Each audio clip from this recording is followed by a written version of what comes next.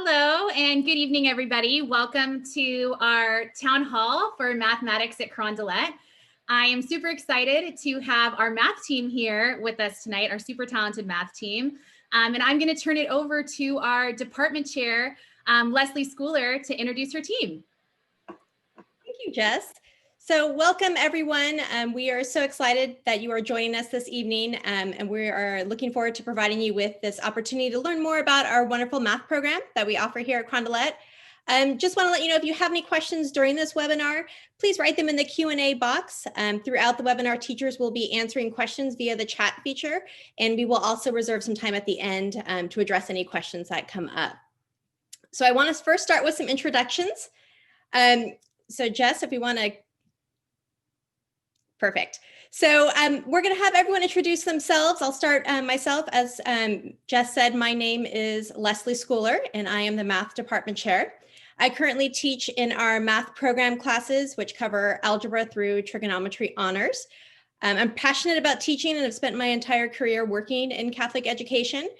As a graduate of Carondelet, I'm thrilled to be teaching at my alma mater. I love how our school has innovated and changed with the times while still remaining true to the core values that were here when I was a student.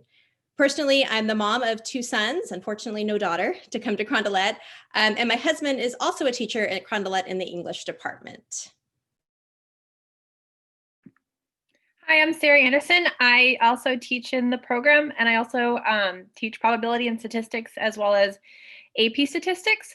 I taught in Catholic education for about 5 years before coming to Carondelet, and actually Jessica would always be, Miss Mix would always be coming to my classroom with all the Carondelet students, and they sold me. And so I wanted to come to Carondelet too.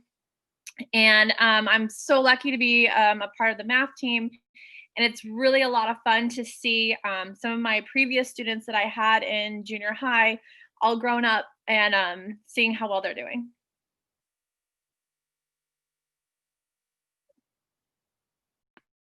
Hi, I'm Anne-Marie Cabral, and this is going to be about my 12th year at Carondelet.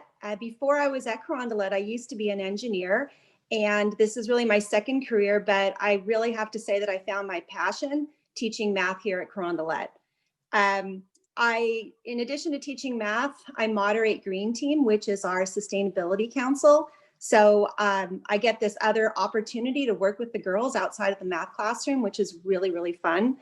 And an added bonus for me is that I have 2 daughters who have both gone to Carondelet, and they're both really successful in college after their Carondelet experience.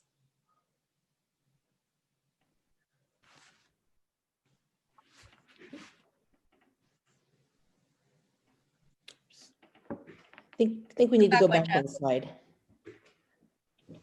There we go. Hi, I'm Mary Beth Dietrich. I am also a graduate of Carondelet, probably the oldest one on campus right now.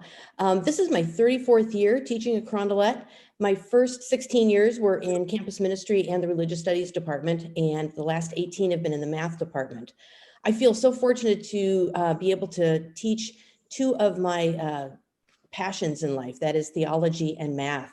I like to share with students a little bit of the history of Carondelet and the way things were when I was a student there. I was thinking about it tonight. I think we've doubled the number of buildings on campus since I was a student at Carondelet. I also enjoy sharing my passion for the mission of Carondelet High School and especially the charism of the Sisters of St. Joseph. So I look forward to hopefully meeting your daughters next year. Thanks for coming tonight. Hi, I'm Brad Guslani. I'm also a teacher in the math program as well as a new class to Carondelet this year, Personal Finance Essentials, where students are going to learn all kinds of stuff about checking accounts, savings accounts, investment opportunities, retirement accounts, all those things we learned on the fly. We're going to get them kind of a jump start in that. So I'm really excited about that. I'm also the JV water polo coach at Carondelet, and I'm a big believer in providing plenty of opportunities for success. Success for students, especially at the high school level, breeds more success. And again, providing all the opportunities to achieve success that we can is definitely a passion of mine. So I look forward to potentially working with your daughter and you in the coming years.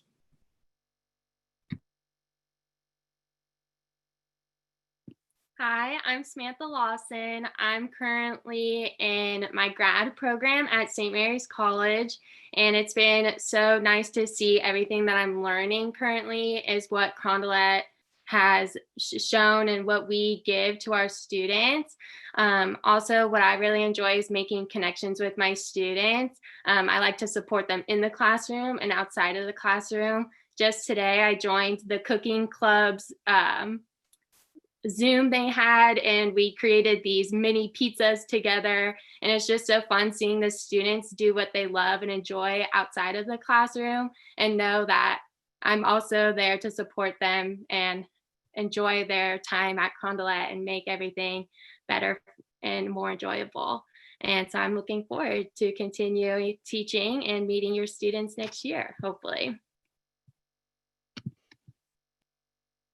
Hi, I'm Christina Levesque. I got into teaching through a program called Teach for America, which puts people in to teach for 2 years in an underperforming school across the country. And I fell in love with the profession, and now I have been teaching for over a decade.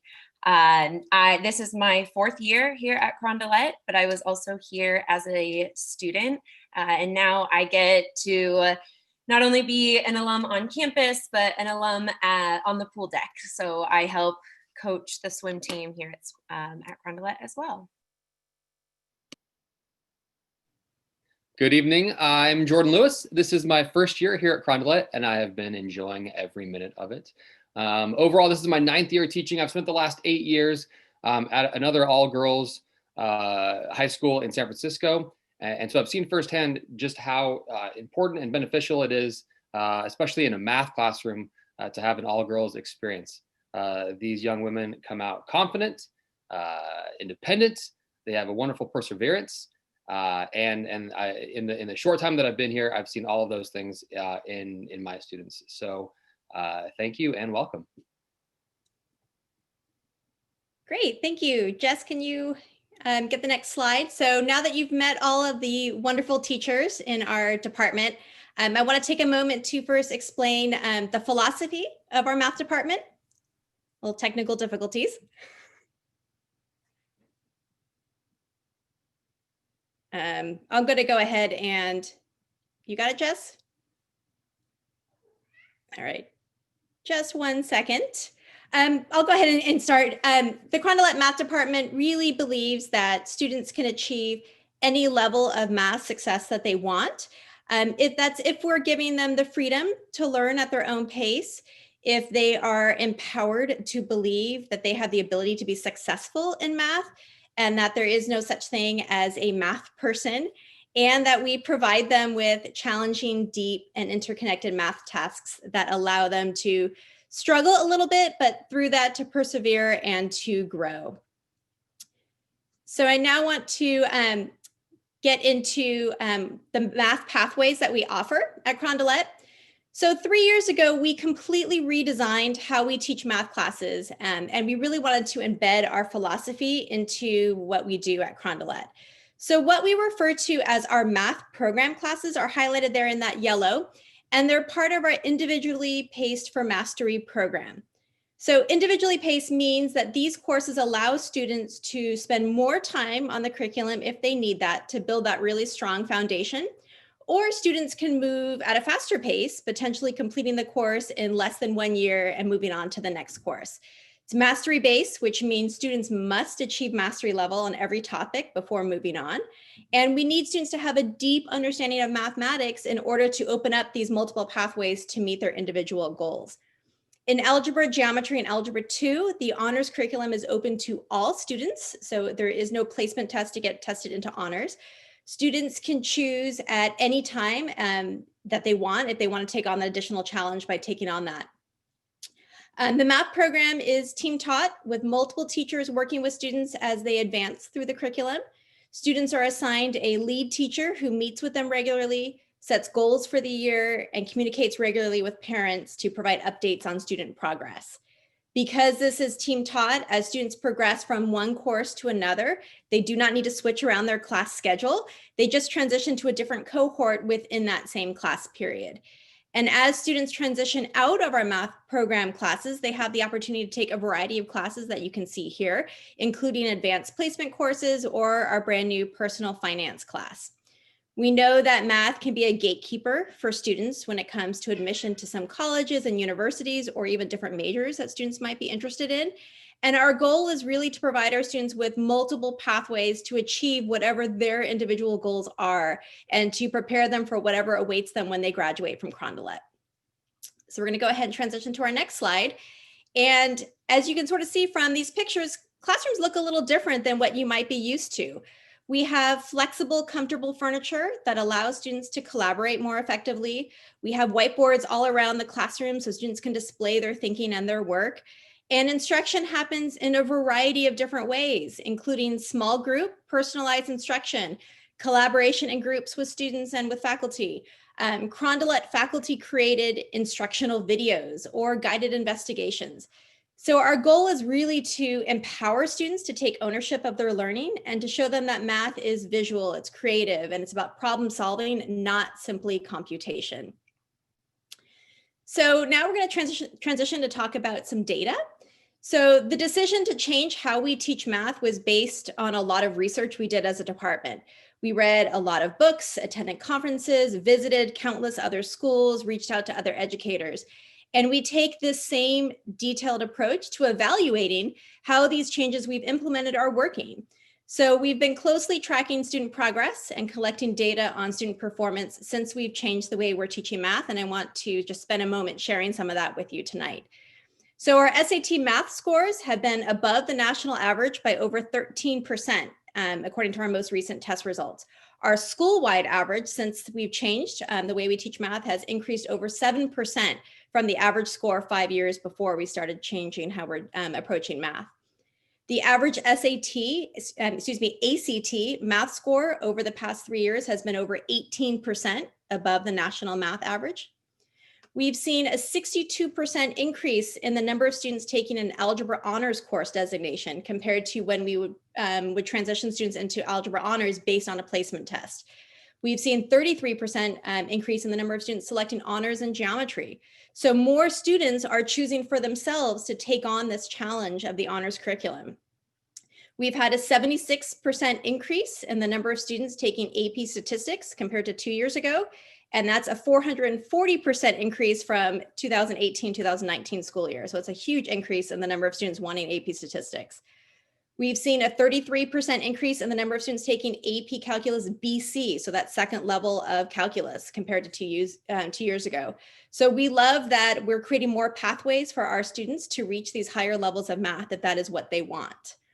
Students who have transitioned from our math program into pre-calculus are outperforming those students who followed our previous traditional model based on first quarter results. And we will continue to track that cohort of students the rest of this year. Last year, we administered a MAP growth standardized test to students in January and in May, and it was for 9th and 10th grade students. And based on the May test results, those students exceeded their projected growth expectations. And remember, this is even with a quarter of that school year in distance learning last spring. So because our math program opens up the possibility to potentially complete multiple courses in 1 year, last year we had over 43 students complete 2 math classes, so 2 full math classes in 1 school year. So I know we've provided you with a lot of sort of numbers and information, and so we do want to sort of take this opportunity to see if there's any questions or things that we can address for you at this time. So if you do have any questions, we encourage you to please drop them in the Q&A so we can go ahead and address those for you.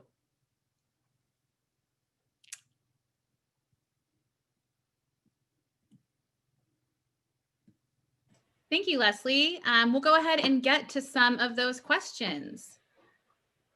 So okay. So one of our first questions addresses the teachers that students have per semester. So how does that work? How do students have a teacher as they go through the program? Could you explain that in a little bit more detail? Yeah, so It's a team taught course, so we do have multiple teachers that we like to think are working with the students at one time. Every student is assigned one lead teacher who tracks them throughout the entire year. But throughout any point in the year, you might be working with one of 5 or 6 different teachers, depending on where you are in the curriculum. So students sort of transition out from, as they move from, beginning of algebra into the middle of algebra or forever, they might be transitioning with a different teacher. So the benefit of that is by the end of their freshman year, they will most likely have met most, if not all, of the teachers in the math department. So as they transition from year to year, they already have a relationship and rapport with those teachers. Excellent. Thank you. Next question. How is my daughter initially going to be placed into your program? Yeah, excellent question. Yeah. So we look at what we call an algebra challenge exam. So this is an exam that we encourage all students to take. Typically that's at the end of May or early May, around there. This will allow students to test out of Algebra 1 potentially. So they will test completely out of Algebra 1 and into geometry. Other students might be test right at the beginning of Algebra 1, so they'll start at the beginning. But because our program is mastery based, our exam is mastery based. So students can test out of part of Algebra 1. And so when they would begin in August, they would only need to complete those topics in Algebra 1 that they need to prove mastery on before they can then begin geometry. Excellent. How many people are generally in a math class? Good question. Yeah, so our teacher-student ratio actually in our math classes is fairly low. Because it is team taught, we want to keep that ratio lower than what it is in our other classes. So it's complicated to answer that question in the sense that we might have 100 students in one period, but for that 100 students, we have 7 teachers. So teachers are assigned to a lead teacher. So that might be maybe like 20 students, 22 students that are assigned to a lead teacher, but they're working with a large group of about 100 within there. Okay, next question. What year do they integrate math with De La Salle? So our math classes that are shared with De La Salle begin at calculus, so either AP Calculus AB or BC. Shared classes also would be probability and statistics, AP statistics as well would be a shared class.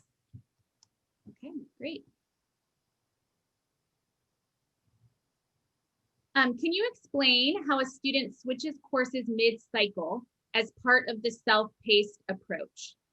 Yeah, it's something that sounds very complicated, but it's actually quite simple.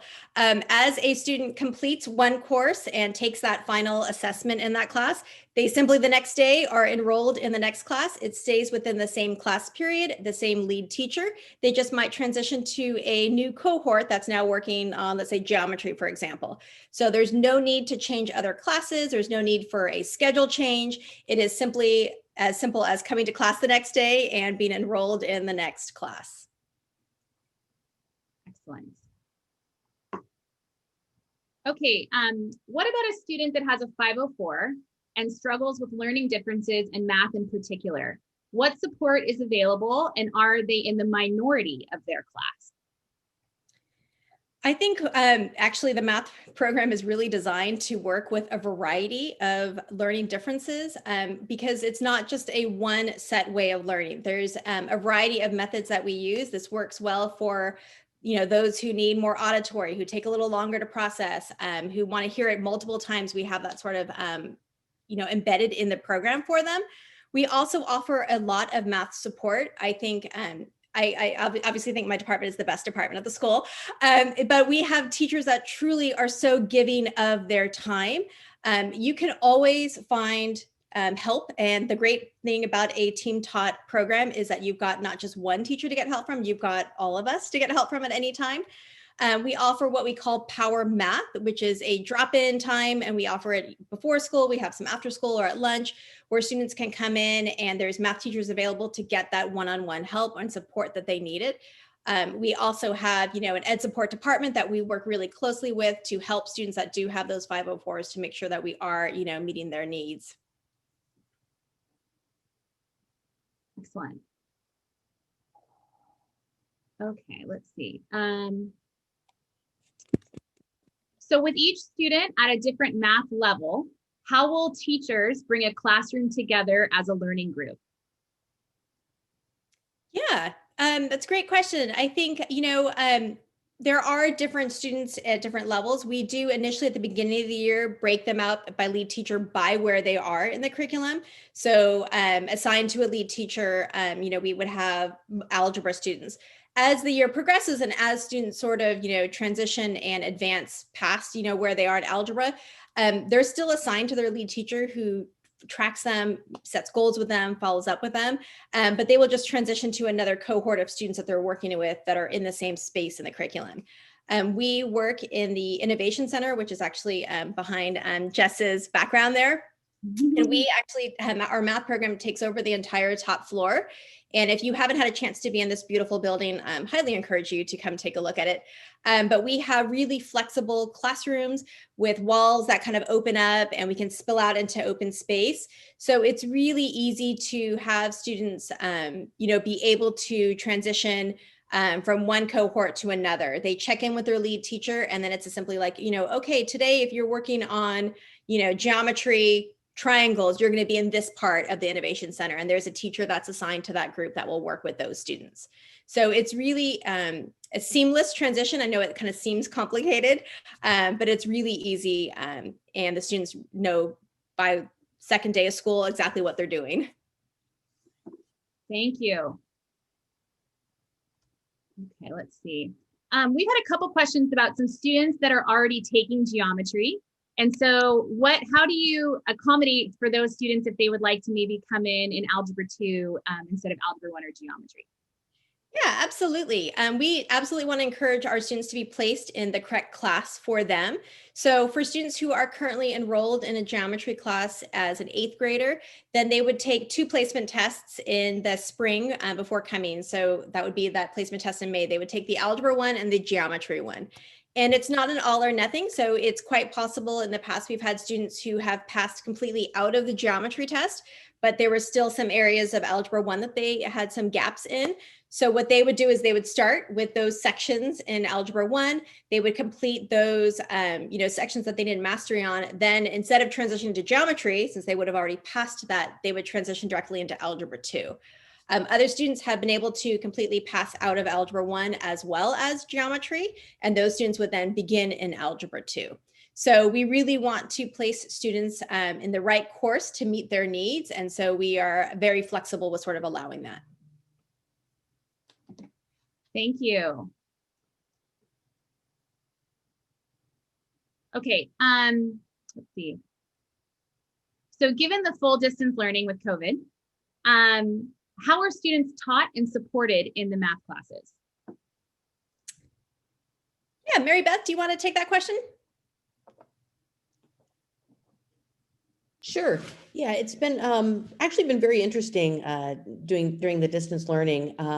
I would say personally, I feel a little more connected to my students sometimes when I'm on the Zoom. I mean, regularly, I would say at least every other week, if not every week, I'm meeting one-on-one with each of my students when we're in the Zoom, and I have a real good handle of where they are. I'm able to encourage them.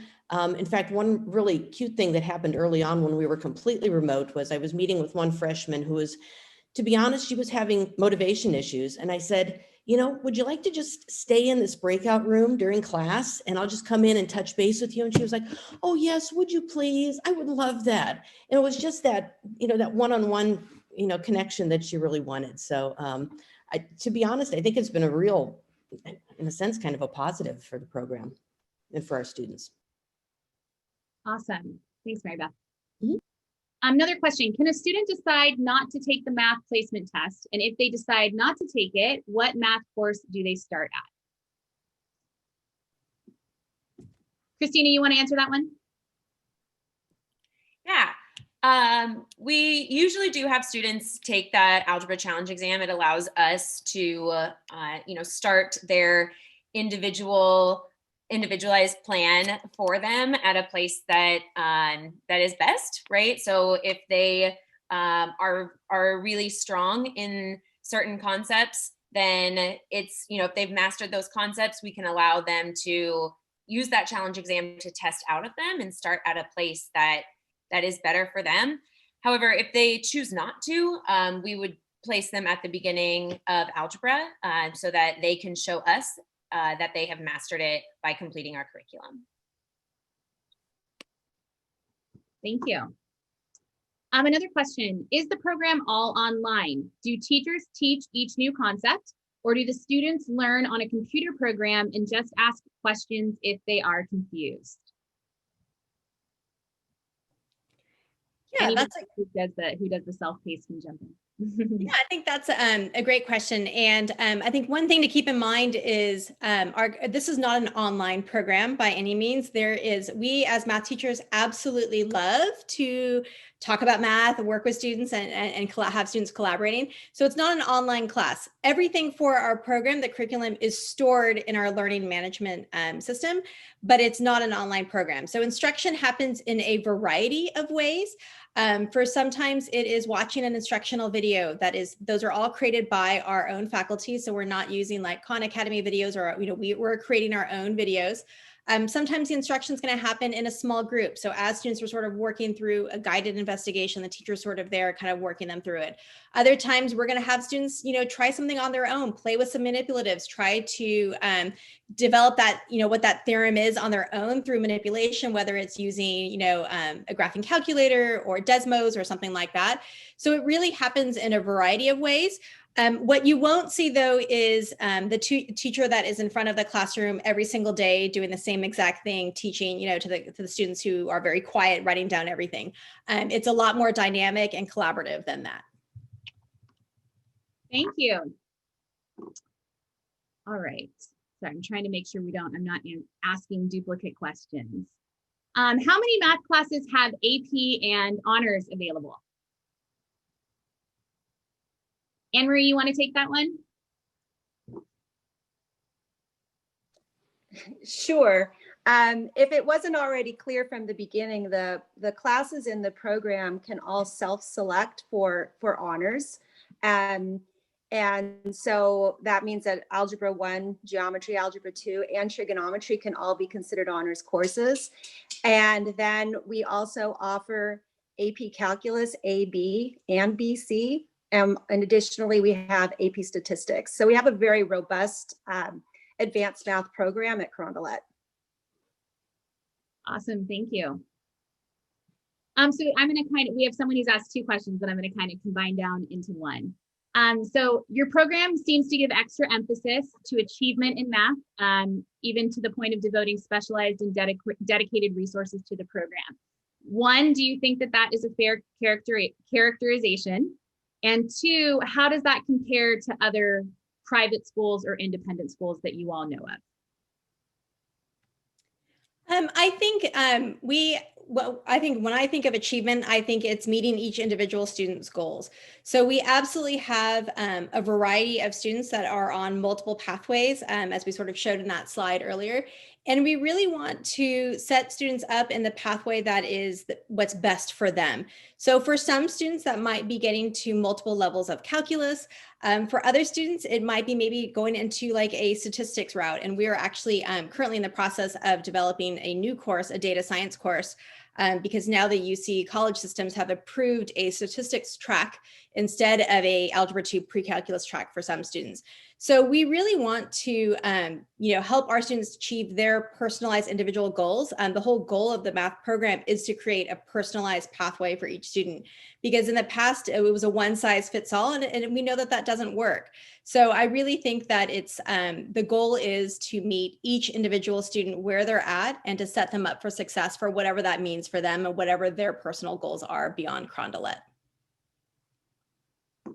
Thank you. So one thing that this person's daughter has trouble with is not relating to math. It's taught in a way to work the problems out, but never how it relates to real life applications. How do we, as a math department, approach this? Christina? One of my favorite things about how we tackle this here is just being open to different strategies in math and recognizing that while I love math and I know a lot about math, I don't know every single strategy to solve every single problem. And that students have different ways of solving problems, and that's okay. And celebrating the different strategies that they have is really important and frankly empowering for our girls to see that, hey, maybe in the past they've been kind of traumatized by math and being told that this can only be done this way, and if you don't do it this one way, then you're out of luck. But that's just not the approach that we have here. We really do celebrate all the different strategies that can go into solving problems, whether it's that with hands-on manipulatives or visual approaches, or explain it to me verbally. We try to embrace all of those. Thank you. So these improvements that you spoke of that we're seeing in our students, are those across the board? And more specifically, how have you seen students that have traditionally struggled in math do in this program, in this individual paced program? Yeah, Mary Beth, do you want to talk about students who've struggled? I know you worked with some. Yes, actually, I think the program is ideal for students who struggle. The fact that it is self-paced, we take into account that not everybody learns at the same rate. Some of us are fortunate to see it one time and totally get it and, move on to the next thing. Some students need, as Christina was saying, they need multiple ways of encountering the material. Maybe a lecture one day, maybe rewatching a video, some hands-on assignments. So I think it's ideal for students who tend to struggle with math, or even for students that don't really like math. I know there's a lot of that. Unfortunately, there's a lot of that out there. I don't quite understand why, but anyway, I think they enjoy the program. They enjoy the fact that they can work on something until they feel successful. I don't know if Leslie talked about this, but we not only require students to redo assessments if they don't reach that mastery level, but we encourage them. Let's say a student gets a 72% on an assessment and she's like, I just didn't bring my A game that day. I feel like I could do better. We encourage them to reassess. And so we really have built that in to help students feel successful and hopefully come away liking math. Mm-hmm. And then I know we're beyond our time, so I'm going to ask one last question just to kind of help solidify this point. So if a student only gets partially through the course by the end of the year, so let's say they're not completed with Algebra 2 by the end of the year, how does that reflect on their report card, or how do we account for that on their report card? Yeah, so it's definitely different what we're doing in sort of transitioning. So if a student, let's say, completes in their freshman year, all of Algebra 1, and maybe they start geometry but only get halfway through it.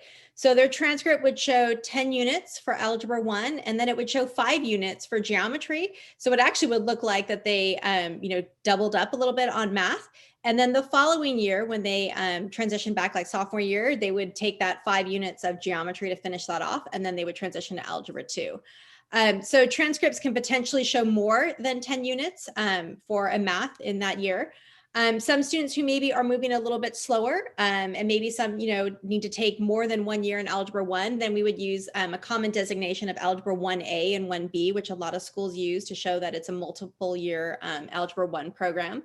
And then students who, as they sort of are moving faster, if they're transitioning, let's say at the end of the semester, we have some students who are finishing trigonometry honors in December of this year.